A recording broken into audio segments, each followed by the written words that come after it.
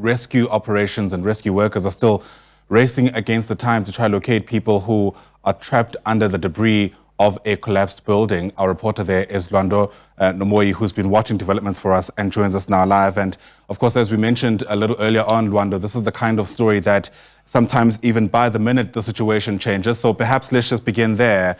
Is there any kind of information about what has been taking place at the site of this collapse, as many affected families, of course, wait desperately for answers?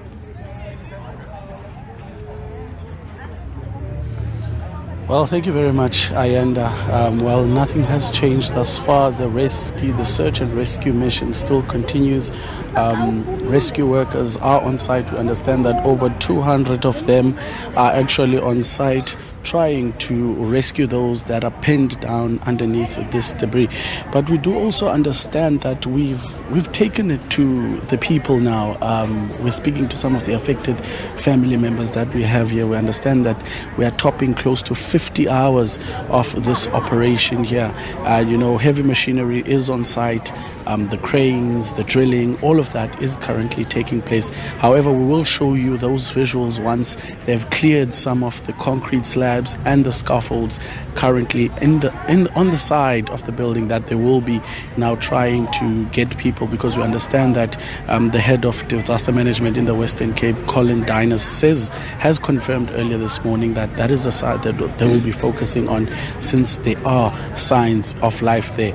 But I just need to now bring in, one of the construction workers who worked on this building, Patrick Maseko, and he details how he was not on duty on Monday, on the day of this disaster. But let's just bring him in discussion now, because he also has some affected cousins and family members in this particular incident. Patrick, thank you very much for your time. According to the updates about yesterday, they didn't allow us to go to the hospital, didn't allow us to hear what update is.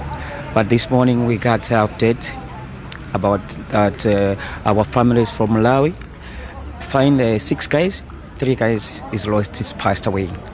But 3 guys, we find is arrived. Someone is injured, someone is nicely injured.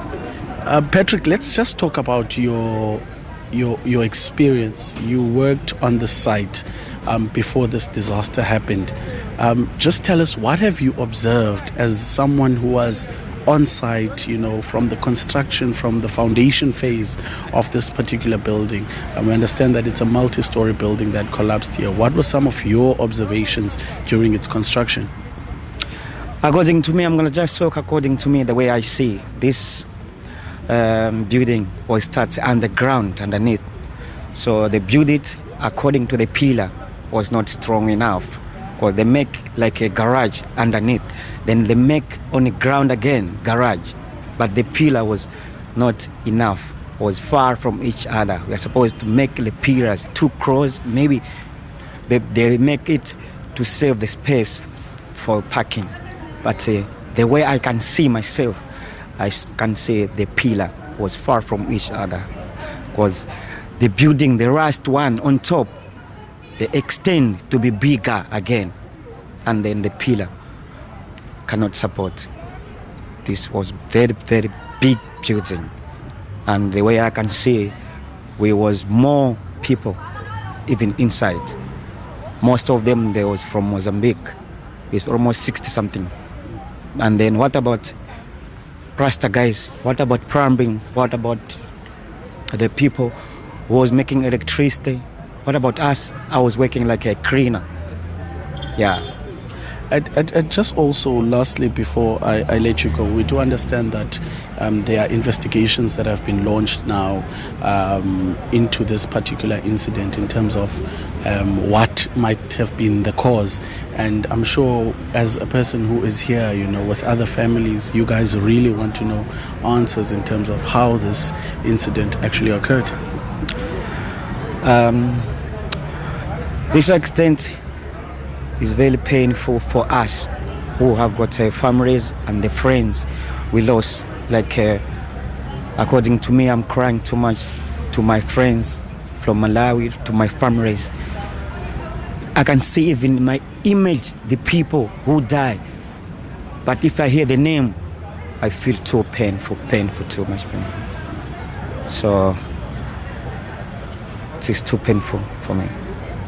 Thank you very much for your time, Patrick. Ayanda, that was Patrick Maseko, a construction worker at the site here that collapsed, just detailing to us, how he saw the construction of the site from the foundation phase and how they actually feel as family members. It's frustrations all around on this side. We're not on the side of the site. We're on the other side where the families have been cordoned off and told to remain here, but they do get updates from the provincial government and authorities every 2 hours, every 2 to 3 hours. They do get updates in terms of what is the current status quo on this side.